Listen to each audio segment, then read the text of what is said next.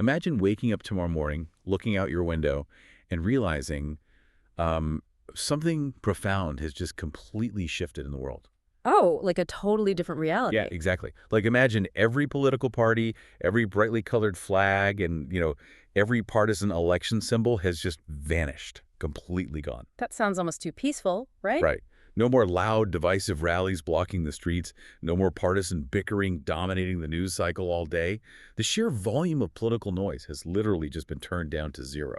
Which is such a wild concept for most of us to even picture. It is, but that quiet, highly efficient scenario isn't just a fantasy. It's the literal blueprint of a framework we're analyzing today, which is called partyless meritocratic governance. Yeah, and it's a fascinating document. It really is. And our mission for this deep dive is to explore this meticulously detailed visionary system in a completely positive light. We're going to analyze every single mechanism it proposes to just completely eradicate corruption, nepotism, and, well, the criminalization of politics. And I think for you listening, especially if you're someone who values efficiency, logic, and, thorough knowledge over endless political theater, this blueprint is just an incredible thought experiment. Oh, absolutely. It completely rethinks the concept of the state from the ground up.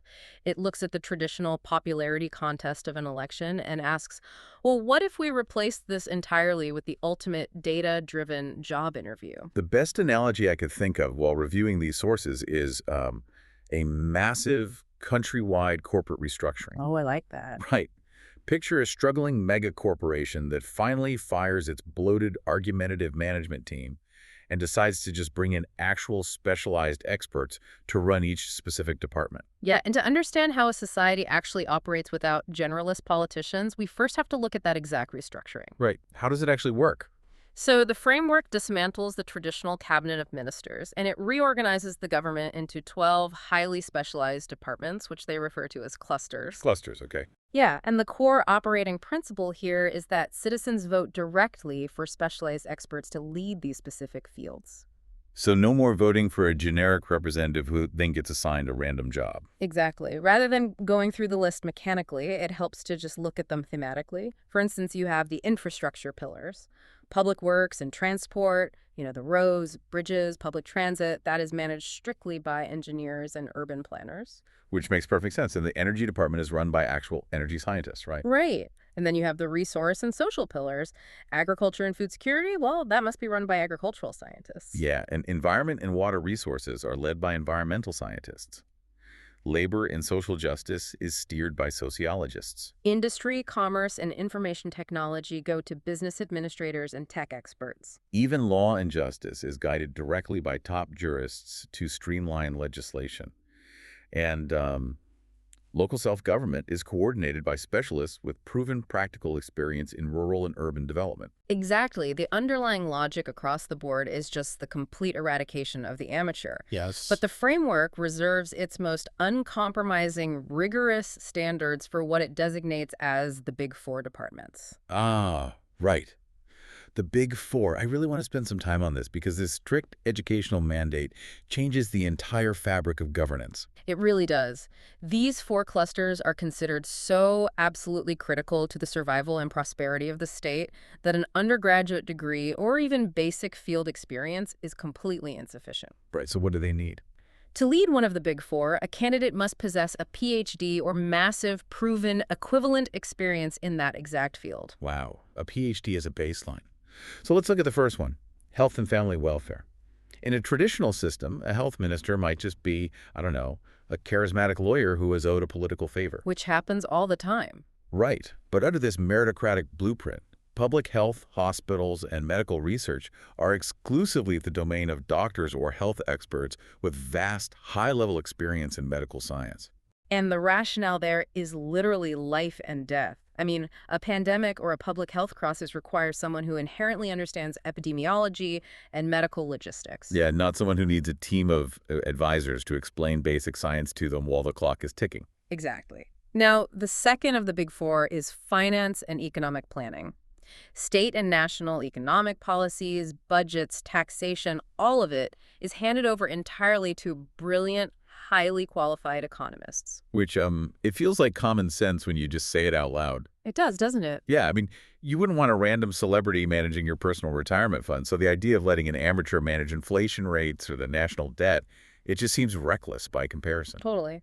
The third mandatory PhD cluster is education and skill development. So public education, higher education, vocational training, it all must be coordinated by acclaimed academics and educational experts. The people designing the curriculum are the ones who have actually spent their entire lives studying pedagogy. Right. And finally, the fourth one is home and internal security. This handles police, law and order, and disaster management. And the requirement there is a PhD or an extensive background in criminology, law, or internal security, right? Exactly. So we have this system completely run by PhDs, engineers, and scientists. But looking at this flat structure, I do have to push back just a little bit. Sure, go ahead. Putting brilliant scientists in a room doesn't magically erase human ego. I mean, we've all seen top-tier experts fiercely disagree on how to interpret data. Oh, definitely. So if the traditional roles of an autocratic chief minister or prime minister are abolished, which the source says they are, doesn't this run the risk of just massive bureaucratic gridlock? Like, who actually makes the final call? Well, the framework anticipates that exact friction. It does completely abolish the supreme leader. But instead, there is simply a chief coordinator. Okay, chief coordinator. Yeah, and their only job is to synchronize the efforts of the 12 equal representatives. When conflicts arise, the resolution mechanism isn't based on who has the most executive power. It's based on the scientific method itself. Wait, how does that work in practice? The system is built on the premise that when you remove partisan survival, like the need to win the next news cycle, policies are debated purely on objective, measurable merit. Oh, I see. So if two economists disagree, they must present verifiable modeling. The right answer emerges from peer-reviewed evidence, much like it does in the global scientific community, rather than from, political maneuvering. That is fascinating. It shifts the entire battleground from ideology directly to data. Exactly. All right, so we've established that the state requires these world-class experts. The obvious logistical hurdle is, how do we actually find and hire them? I mean, filtering an entire population for this level of competency requires a massive apparatus. It does. It requires a highly scientific gauntlet, basically, structured in multiple filtering stages. Okay, walk me through the stages. Stage 1 starts by establishing a non-negotiable baseline. Absolutely zero criminal background. And this isn't just an honor system, right? Oh, no. The framework mandates real-time verification through a centralized digital police database. A single criminal record results in immediate disqualification. Wow. And they also implement strict age parameters, requiring candidates to be between 25 and 55 years old. Yeah. Why that specific window? It strikes a deliberate balance between mental plasticity and necessary life experience. The framework views governance as an intensely demanding cognitive job. Makes sense. Yeah, so the 55-year cutoff ensures that leaders are at the peak of their administrative energy. They need to be adaptable to rapidly changing modern technology, which avoids the gerontocracy we often see in traditional politics. Right, where leaders govern well into their 80s. Exactly. Along with age, there are strict baseline education minimums. Even at the most local, neighborhood ward level, a candidate needs at least a high school diploma equivalent or a bachelor's degree. And for state and national levels, a bachelor's degree is the absolute minimum, jumping up to that PhD requirement for the Big Four we discussed earlier. Yeah, but an impressive resume and a clean background check, well, they only prove what someone has done in the past. To measure current competency, the next filter, stage 2, is an open entrance exam. Anyone can take it. Any citizen meeting the baseline criteria can sit for this test. There are no caps on participation, ensuring the entry point remains highly democratic. But the grading of that exam seems like an obvious vulnerability. If the government grades its own exams, corruption creeps right back in. Oh, they thought of that. The blueprint solves this by placing the exam under the jurisdiction of a completely independent, Supreme Court-backed academic commission. It operates entirely outside the administrative state. Oh, brilliant. From this nationwide exam, the top 20 scores for any given position form the main list, and the rest of the passing candidates are placed on an active waitlist. Which brings us to stage 3. And I have to say, this is what I consider the most fascinating, almost sci-fi element of the entire document. The simulations. Yes, you have your top 20 exceptionally smart people.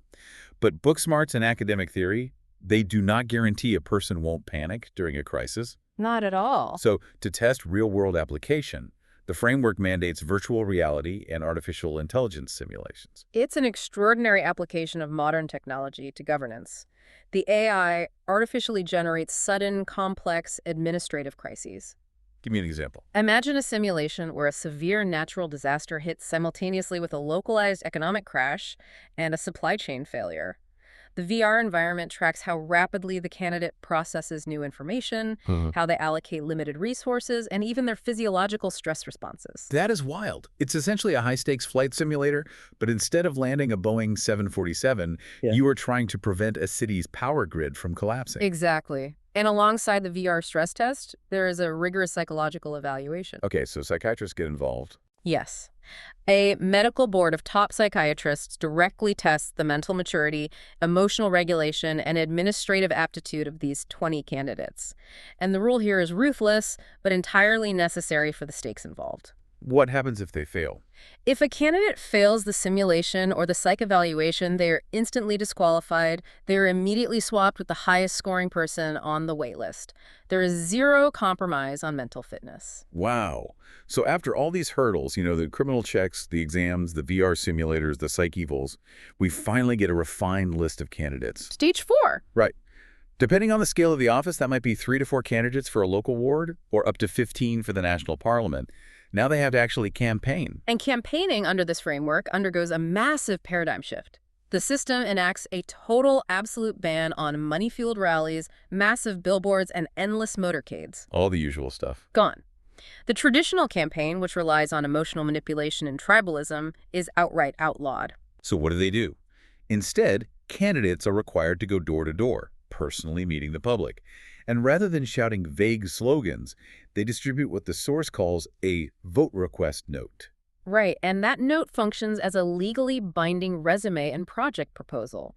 It details their exact development plans, the methodology they will use, and crucially, exact timelines for when those projects will be completed.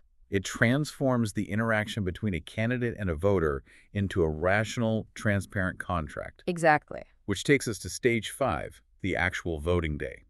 To achieve a completely fraud-proof election, traditional voting booths are massively upgraded. Yes, you still go to a physical booth, which maintains that important public ritual of democracy. But the old, easily manipulated voting machines are a thing of the past. So how does it work now? When a voter steps into the booth, they scan the biometric chip on their national ID card, like their Aadhaar. Instantly, a one-time password and OTP is sent to their registered mobile phone. Yeah, the voter must enter that OTP into the machine to cast their ballot.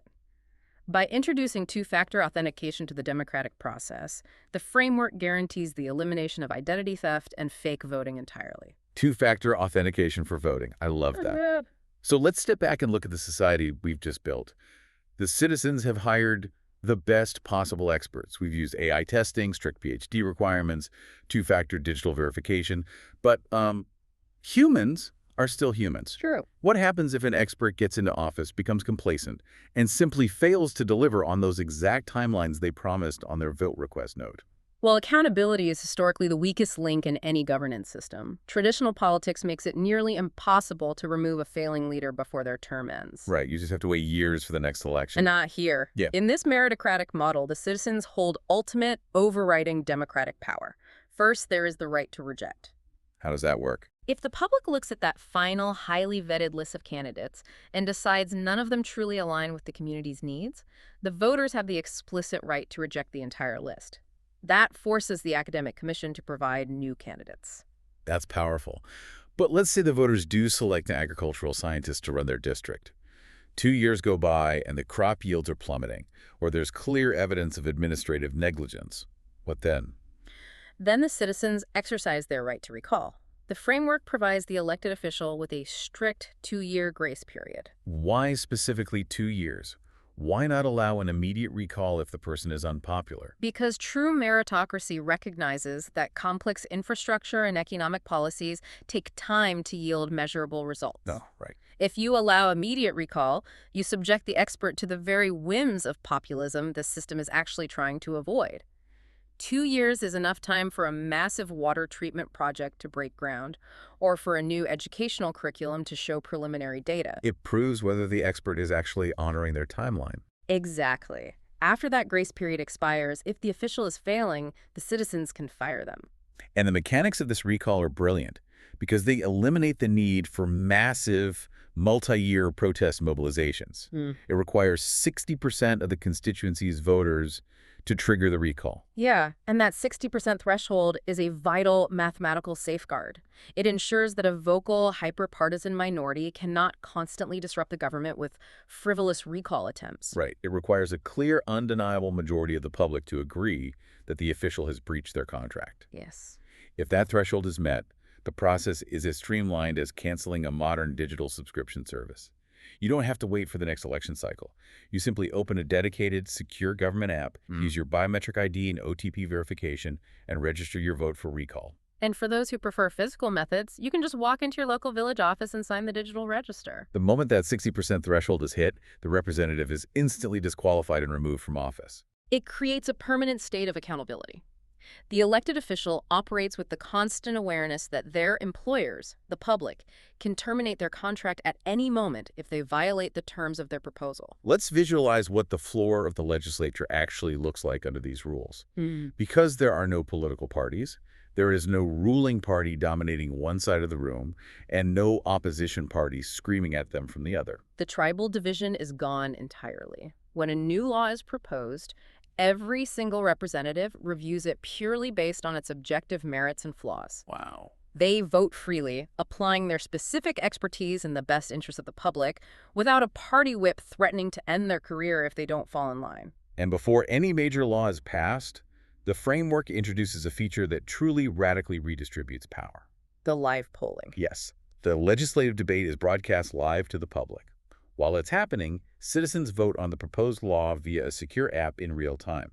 We are talking about live national public polling on specific legislation. And the outcome of that public poll is binding. The citizens' majority opinion is tallied, and the representative must cast their vote according to the verified will of their specific constituency. Do you have to wonder about the practicality of that? Can we really expect everyday citizens to understand the nuances of a complex, 1,000-page economic bill in real time? That is precisely why the initial vetting process is so rigorous. The expert's job during that live broadcast isn't just to debate other experts. Their primary duty is to distill complex data into clear, accessible language for the public. Oh, I see. They are acting as highly educated guides, explaining the cost-benefit analysis so the public can make an informed choice. The representative cannot arrogantly vote their own conscience if it directly contradicts the verified will of the people who hired them. They are quite literally a real-time avatar for the public's will.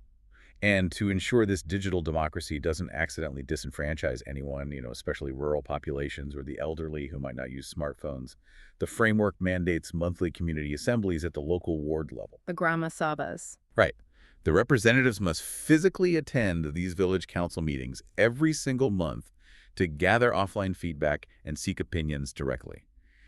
No citizen is left behind by the technology. And with laws being passed collaboratively and transparently, this radically open approach extends directly into the day-to-day administration. How so? Well, the framework outlines a strict policy of field action. Representatives are explicitly forbidden from hiding in fortified, air-conditioned Capitol buildings.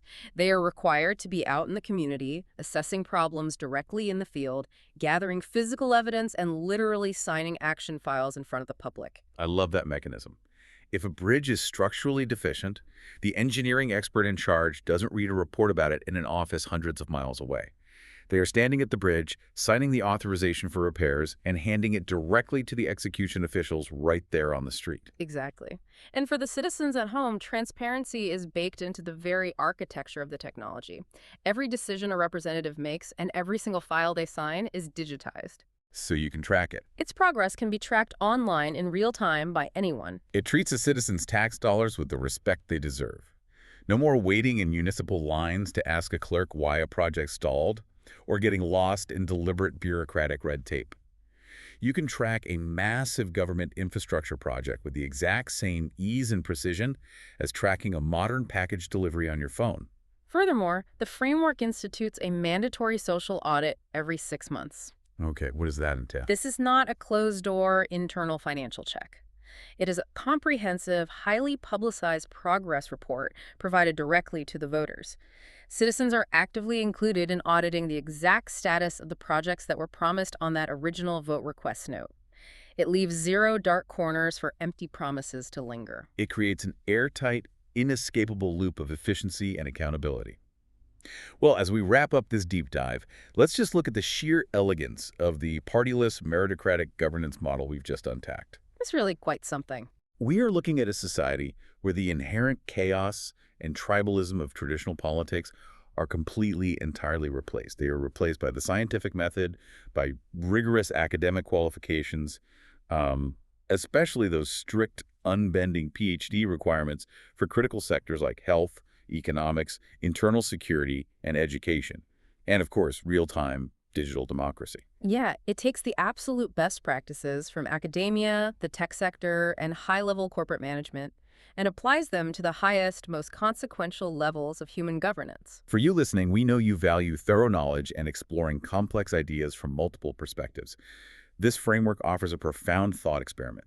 What actually happens when we stop treating governance like an emotional game of charisma and start treating it as the most critical, highly specialized, data-driven job on the planet? And the underlying logic of this entire blueprint raises one vital question, and it's the final thought I'll leave you with to mull over. Let's hear it. Today, we wouldn't let someone fly a commercial airplane full of passengers without demanding hundreds of hours of verified performance in a flight simulator. We secure our simplest, most mundane social media accounts with two-factor authentication. We demand intense, objective, verifiable qualifications before we let a surgeon operate on us or an engineer build the bridges we drive on. If we already apply these strict, merit-based technological standards to every other aspect of our modern lives to ensure our safety, isn't it time we demanded the exact same standards from the people running our world? Think about that quiet morning with no political noise we talked about at the beginning. If we follow the data, maybe that reality is closer than we think. Thanks for exploring the depths with us.